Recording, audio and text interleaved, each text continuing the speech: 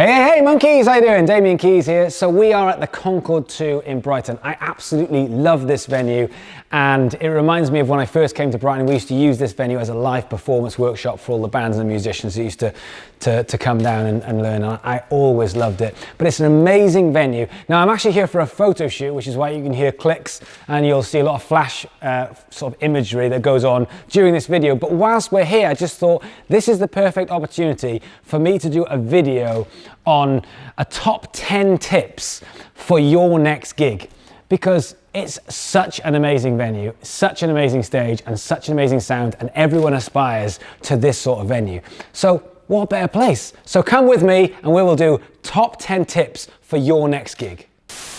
Did you just say action? Point 1, everybody wants to play in an amazing venue like this. I mean, this venue holds 600-700 people, which is amazing, and everybody wants to, all bands want to play here. However, if you can only bring 30 or 40 people to your gig, this is not realistic, and you need to build up to this, because you are not looking after your fan base. If you can bring 30 people down, they are going to rattle around in here, and it's not going to give a good atmosphere for you or for them. So be realistic with what venue you want to play. Point 2. Point 2. This is a big stage and your use of space is absolutely key.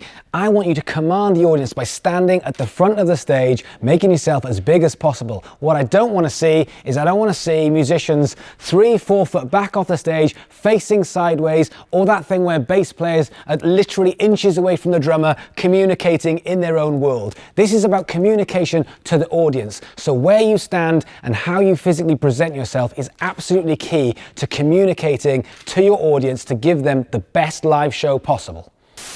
Point 3, what you wear on a stage like this is really, really important. I have a real pet peeve with bands who turn up all wearing black. You have to remember where you are. Yes, there's stage lighting, but if you're just wearing black, it's going to look very two-dimensional and therefore very flat. So think about a bit of colour that's going to bring this to life.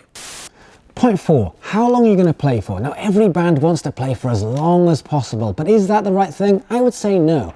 When you are on a slot of maybe 2, 3, or even 4 bands, your job is to get on, punch people in the face, metaphorically speaking, and then get off leaving wanting more. So 20 minutes, 25 minutes, when you start getting into 30, 40, 50 minutes, people are going to get bored and they are going to end up at the bar. So get on, smash it up, make it look awesome, and get off as quick as possible.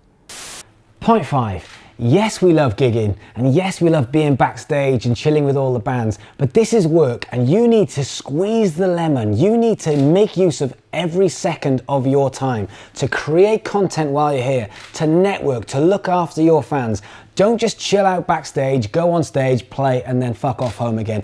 That is not good enough. You have got an opportunity, in fact, you've got a lot of opportunities on every single gig to work, build your audience, build your reputation, and give people the message of who you are all the way through the night. Happy? Is this point 6? 6. Yeah, 6. Yeah, that was 5, this is 6.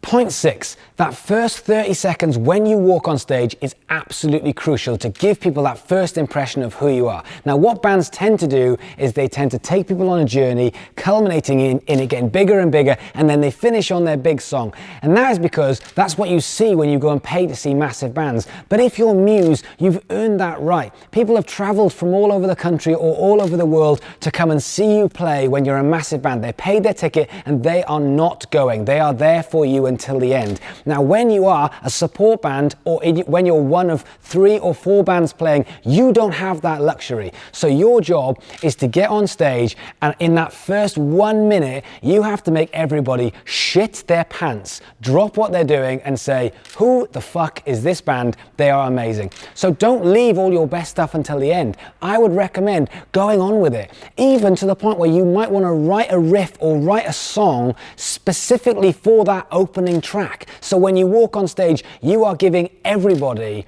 what they want in that first minute. You are summing up your entire band and what you stand for in that first minute, because that first minute is where people will make the decision whether they like you or whether they don't like you, whether they're going to stay or whether they're going to go. So make it an important minute and don't leave your amazing songs until the end, when people have probably either made up their mind or already left. Alarm! Point 7. Who are you? Now this is a crucial thing, and I see bands fuck this up time and time again. When I go and see a band and I don't know who they are. So you want to say your band name 5, 6, 7, 8, 9, 10 times all the way through the gig. The beginning, the middle, the end. This is crucial because this is how people are going to find you on social media, on your website, on Spotify. They can find your music through your band name. And the audience isn't always engaged. So just because you've said it once, what happens if someone's on the toilet, or they've gone to the bar, or they're chatting to their mates, or they didn't quite hear what you said, or just as you say the band name, there's some noise because the guitarist has rung out a chord. So you want to be getting that message home again and again and again and again and again. Point 8. Covers. Should you play a cover? Now, I'm a bit wary of unsigned bands playing covers, because when most people come and see you, they might have seen you play once, they might have never seen you play at all, they might have never heard your music, and they're listening to it for the first time. Now when you drop in a world famous song that everybody knows, it's very easy for that to then show up your material as weak when it doesn't have to be. So I'd be a bit careful. But if there's a good reason for you playing a cover, if there's a song that really sums up where you're coming from and where you're going, especially if you've taken a song and you've made it into your own, and you can think about those great cover songs that people have taken and they've transformed that song into something that you'd think that they would write and release, then fair enough. But on the whole, I would stick to covers bands playing covers, original bands playing originals as a rule. Point 9, fronting a band. Now, as someone who does this 150 odd times a year, this is very, very important. And my best bit of advice is giving clear, key statements and not trying to wing it and be inspirational or funny on a gig. Because coming through these big speakers through a microphone, a lot of the time people can't understand what you're saying. But when you come out and you give clear statements of what you want people to do and who you are, that is a winner. So I would literally come out and at a certain point of the first song, I would say, I am Damian Keyes. Whatever your band name is, you can insert that. But I am Damian Keyes. I need you to know that. The next thing I might say is, I'm on social media, facebook.com/Damo Keyes or youtube.com/Damian Keyes. I need you to come and join me. Or we've got a single, the single is out today, I need you guys to buy the single here on iTunes. You are giving people statements and telling them what to do. Now, one thing that I would always recommend is that you say the same thing on every single gig. You don't leave it to chance. You say the same thing again and again and again. And even if you're doing that 100, 150 times a year, but you know what to say. And there's a reason for that, because you are going to say it in a certain way, in a certain time. The rest of your band is going to know what you're going to say and when you're going to say it. And it's going to pull the whole thing together.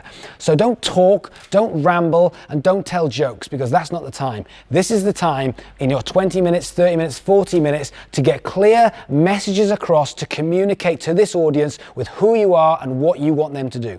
Point 10, and my final tip, what to do once you've finished playing. Most bands go backstage and start congratulating themselves and talking about what went right and what went wrong on the stage. What I would recommend is getting off that stage as quick as possible into the audience and striking whilst the iron is hot. Whilst everyone has seen you, they've stuck around, they are here for you. This is an opportunity to actually get your message across further, to tell them about your single, to tell them about your next gig, to tell them about your social media, and to also to reward them for sticking around. They like you, they are here for you. So if you can get out there and say thank you so much, that is a big reward and a big payoff for them. So use that opportunity, don't let them go, and don't let them go cold. Get off that stage as quick as possible and start thanking people and actually giving them a message of what you need them to do next. And so concludes this top 10 tips for your next gig. Thank you so much to the Concorde 2 for letting us come and video here. This is my absolute favourite venue in Brighton. I love playing here. I just love being here. It reminds me of when I first came to Brighton. If you like what I do, if you like this video, I'd love it if you gave it a like. More importantly, it would mean the world to me if you subscribe to the YouTube channel or my Facebook, because that way I can engage with you, and that is what this is all about. Otherwise, thank you so much, and I'll see you guys tomorrow.